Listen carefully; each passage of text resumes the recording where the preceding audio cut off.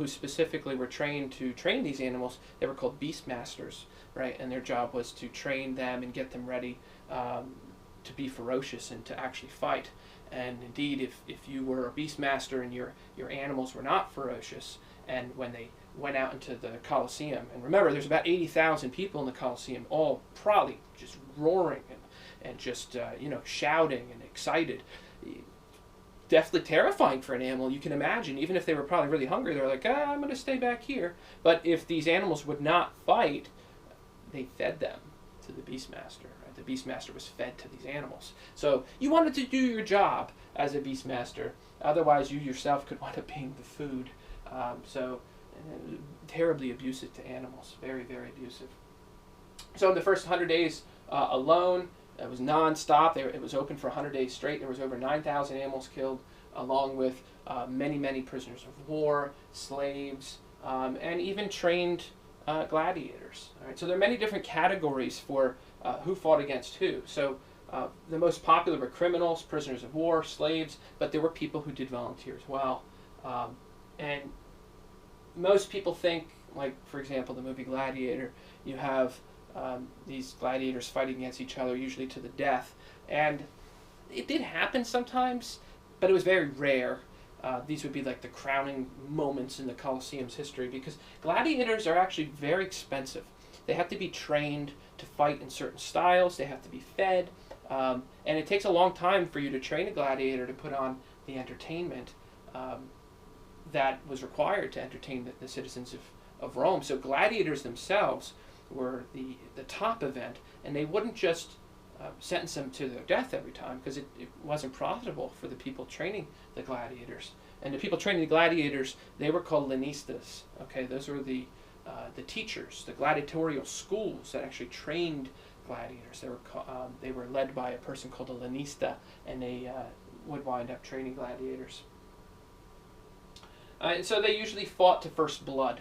All right, so whoever got hit with a sword, cut on the arm, a leg.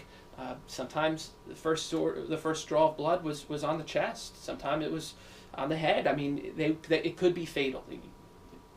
Very well likely could be fatal. Not all the time, but their goal wasn't to kill the opponent; was to draw first blood, unless they were told, fight to the death. Right. Criminals, prisoners of war, slaves. This is a different story. They usually did fight to the death. It wasn't uncommon for criminals and certain prisoners of war, slaves. They were sentenced to die, and instead of just killing them like they normally would have, executing them, why not provide them as entertainment for the people of Rome? And today we would say, oh my God, that's terrible. It's barbaric. It's horrific. But in Rome, it was entertainment. You have to understand this is pre-Christendom. All right, and so when Christianity comes along, there's a lot of different in the change of mentality. Some people would even say one of the reasons why Rome fell is because the mentality of Christianity will loosen up that war spirit that the Romans used to have, and it's more about peace and forgiveness of each other. And the Romans grew powerful not by being forgiving or peaceful, but by being warlike. All right, and so pre-Christianity, right, the Colosseum, this was good entertainment, and you wouldn't just go with yourself. You would go and you would bring your children with you. I mean, they would watch this as well, and just bizarre, odd from today's standards, but that's what happened. So they fought, gladiators themselves, the main event. The gladiators, they fought in many different styles, and the styles were determined by the areas that Rome had conquered. Right, and so some would be styled like fishermen. Some would be styled like heavy armored individuals. Some people carried a trident and a net. Others carried heavy armor and a short sword. So it all depended on what style of gladiator you were training in, and there were many of them. And they had strengths and weaknesses, each one, and you had to play to your strength. And defend your weakness. Some of them were very heavily armored, but they had very small weapons. Some of them had no armor, but they had long weapons like a trident and a net, and you would try to take your enemy and capture them in the net and then finish them off with a trident. Right? So it all depended on how you trained, but you became a master in that class of gladiatorial training.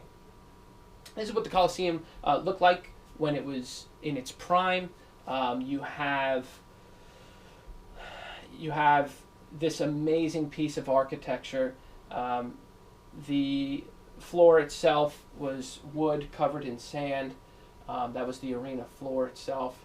You had this stadium that was designed on multiple levels with elevated seats behind each other. And this is the first modern stadium, believe it or not. The first modern stadium. All stadiums today are built off of, to a degree, the Colosseum, because the Colosseum was a new style of amphitheater, and it was very effective. I think all of the people, 80,000 people, could actually leave and be on the streets of Rome in I think under 10 minutes. So very efficient at getting people in, getting people out. That was impressive in its own right. You had elevators underneath the Colosseum that brought animals and gladiators to the arena floor. It might be hard to see, but here is one of those trapdoors with a lion coming out and pouncing on a person fighting there. This is where the emperor and select members of the Senate and prestigious individuals will sit. Everybody else was mixed together in the crowds. So it was gigantic for its time period. Up top here you have these awnings. These awnings would be manned by people in the Navy, so they were very good at furling sails and whatnot. And they would unfurl them so that the people would be in the shade, and so you could watch the entertainment throughout the day in the shade, and then the only thing that would be lit would be the arena floor at the height of the day. So it could get very hot in Rome. So these were amazing pieces of architecture that really today we still don't know how they fully did it. Pretty amazing. So you should know that gladiators themselves were kind of like the celebrities of their day. People would wait to see them. They would line the streets of Rome, and they would try to touch them as they walked by. And remember, these people could be slaves. They could have been prisoners that were bought by lenistas. Remember, they're the trainers of gladiators. And you could become very popular and very, very famous, even though you were kind of from the riffraff of Rome, so to speak. That's why people volunteered sometimes to become a gladiator. They wanted to become famous. They wanted to be admired by the people of Rome, and they thought, hey, what not better way than to be a gladiator and prove my stuff on the arena floor. Many people also that were in debt would wind up going to a lanista and saying, hey, look, I'll trade my life, my time, my freedom in exchange for you paying off my debts. And they would settle on a period of time that you would be a gladiator for, sometimes just a tiny bit of time. Other times it could have been years of service, right? If you were a slave, your service was indefinite unless you were given your freedom. Which you could. You could actually earn your freedom as a slave in the Colosseum or in the actual school of gladiatorialship. You could get your freedom. It took a long time, but there is record that people were given their freedom after a certain amount of bouts, successful bouts on the arena floor. People could rent gladiators. They hosted gladiatorial events, not just at the Colosseum and amphitheaters, but if you're wealthy enough, you could put a show on in your own home.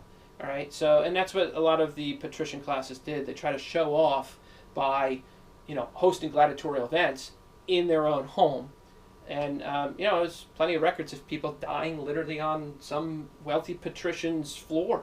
I mean, pretty crazy, but that's what they did. One thing that I don't think a lot of people realize is that the Colosseum had an ability to be flooded.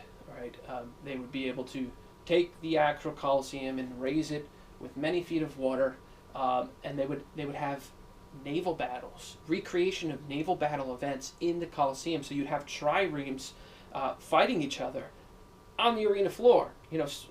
With the arena floor being submerged by multiple feet of water. It's insane to think about, but that's the type of technology that they had and the abilities that they had in the ancient world.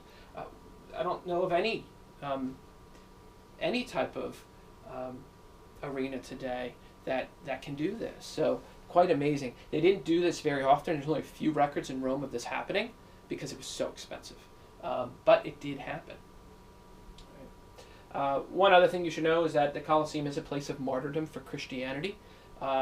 This is about the time when the Colosseum opened up, that Christianity was just getting started. It was in its infancy, and early Christians were, they weren't very popular because, just like we talked about with the Jews, they refused to worship any other god. Right? There was only one God for them, and to worship any other god would be considered one of the ultimate sins. So they refused to worship the Greco-Roman pagan gods, and of course the Romans were fearful that the gods would take vengeance on everybody because these Christians refused to worship them. And Nero paints a really bad image of the Christians, and so you start to see in Rome a lot of people targeting Christians, and they arrest them, and those who will not convert or make a sacrifice to the gods, they're killed, and many times they're killed in the Colosseum. We don't have precise records of this, so we don't know how many Christians were killed, but it's safe to say that at least some were killed, some of them in the most barbaric and gruesome of ways, which I won't get too much into detail there, but the Romans were barbaric. They were very, very bloody. This is just an example of one of those naval events that could have happened. It's an artist's rendition, right? So you have the Senate box, right, with the emperor over there, everybody fighting here. This is what the Colosseum looks like today. People go there and they're not utterly impressed by it, and the reason why they're not too impressed, I mean, I would be impressed, but some people aren't